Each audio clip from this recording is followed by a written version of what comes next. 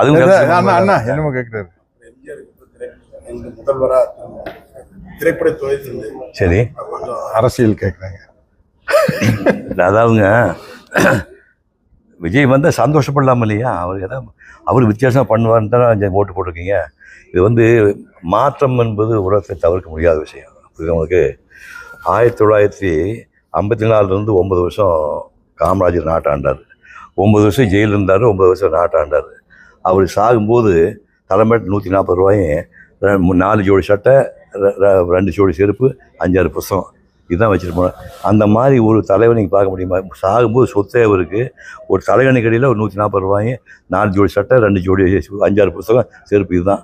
அப்படிப்பட்ட காமராஜர் நீங்கள் துவக்கடிச்சிங்களே, அது ஏன் துவைக்கணும் உங்களுக்கு? அப்போ காமராஜர் தேவையில்லை, மாற்றம் வேணும் நீங்கள் புரியுது உனக்கு? அப்போ பக்தவச்சனமாக இருந்து சொன்னால் தமிழ்நாட்டுக்கு விஷக்கிருமிகள் பரவி எடுத்துன்னு சொன்னார். திமுக பவருக்கு வந்தோடனே விஷக்கிருமிகள் பரவி எடுத்துன்னு சொன்னார். பட் அது விஷக்கிருமிகள் நீங்கள் எப்படி சொல்கிறீங்க? அவங்க 69 வருஷம் வாழ்ந்துருக்காங்கல்ல. திமுக 69 வருஷம் வாழ்ந்துருக்காங்கல்ல. அதுவும் பிடிக்காம தானே இன்றைக்கி விஜய்க்கு ஓட்டு போட்டிருக்காங்க. ஸோ இது மக்கள் தான் முடிவு பண்ணுறாங்க. பொறுத்தது யார் வேணுங்கிறது மக்கள் தான் நீதிபதிகள். மக்கள் முடிவு பண்ணால் அந்த மனப்பூர்வமாக நம்ம ஏற்றுட்டு போயிடணும். கிட்டத்தட்ட ஒரு 95% இளைய தலைமுறை முதல் தலைமுறை ஓட்டு போடுறவங்க பூரா 90% காசு வாங்காமல் ஓட்டு போட்டிருக்காங்க. புரியுதுங்களா? பெண்கள் நிறைய ஓட்டு போட்டிருக்காங்க. அப்போ அவங்கெல்லாம் யார்? என் பையனில் என் பேரன் ஓட்டு போட்டிருக்கான். அவன் பேரன் தான் அடுத்த வாழ போகிறவன். நான் 5 வருஷம் அது சேர்த்து போக போகிறேன். அந்த தலைமுறைக்கு எங்களுக்கு ஒரு சரியான தலைவன் முடிவு பண்ணும்போது அதை தப்புன்னு சொல்லுங்க. நீங்கள் யார்? அது நல்லது பண்ணுவான்னு நம்புவோம்.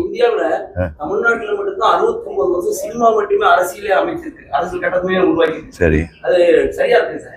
அது சரியா துறை சேர்ந்தவர்கள் மட்டுமே அரசியலே அமைச்சிருக்கு சார். நீங்கள் காந்தி காலத்திற்கு அது முந்தின காலத்தில் அரசியல் தலைவர்களுடைய தாக்கம் ஜாஸ்தி இருந்தது. விடுதலை நாட்டு விடுதலைக்காக பாடுபட்ட தாக்கம் ஜாஸ்தி இருந்தது.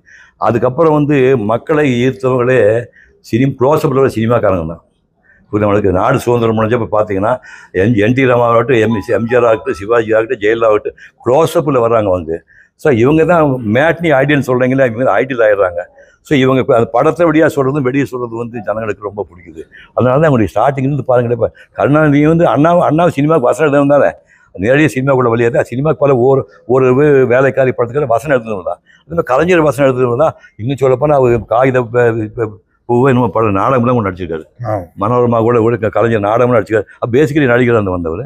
அப்புறம் அந்த குரூப்பில் தான் படித்தது எம்ஜிஆர் வந்தார், ஜெயலலிதா வந்தார், விஜய் நாகரா வந்திருக்கோம். அப்போ நம்மளுக்கு அது மக்களுக்கு அதிகமாக நெருக்கமாகறவங்க மற்ற ஆளுகளை விட சினிமாக்காரங்க. அதனால தான் அந்த குரூப் எழுதுவாங்க.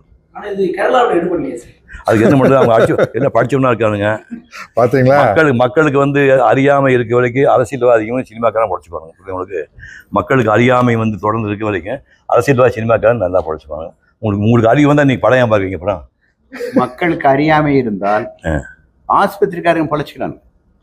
அப்படி வரீங்களா? என்னென்ன தண்ணி போட்டால் தப்பு வரும், போடுறான்ல, இங்கிட்டு வர்றான்ல, ஹெல்மெட் போடுறது இல்ல. அப்போ உங்களுக்கு தண்ணி போட திறந்து வச்சு நல்லது அடிக்கடி பேஷண்ட் வருதுக்கு அப்படி சொல்லல. என்ன சொல்றீங்க?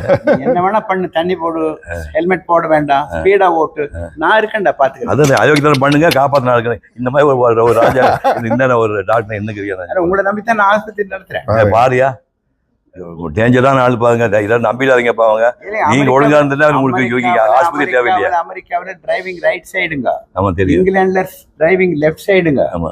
இந்தியால டிரைவிங் சூசைடுங்க. அவரவர்கள் பேசும் வார்த்தை அவரவர்களுக்கே சொந்தமானது. நான் ஒரு டாக்டருங்கிற முறையில நீ கேட்ட கேள்விக்கு பதில் சொல்லிடுறேன். WHO உலக சுகாதார நிறுவனம் வாட் இஸ் ஹெல்த் அப்படின்னு டிஃபைன் பண்ணியிருக்காங்க. Physical health, mental health, spiritual health. கடவுள் போய் கும்பிட்டு சொல்லலை. அவனாக இருக்கட்டும், நான் நானாக இருக்கிறேன். இதுவும் கடந்து போகும். நீங்கள் சொல்வீங்கல்ல, இதுவும் கடந்து போகும். இந்த மனோபக்குவம் இருந்ததுன்னா கவலை வராது.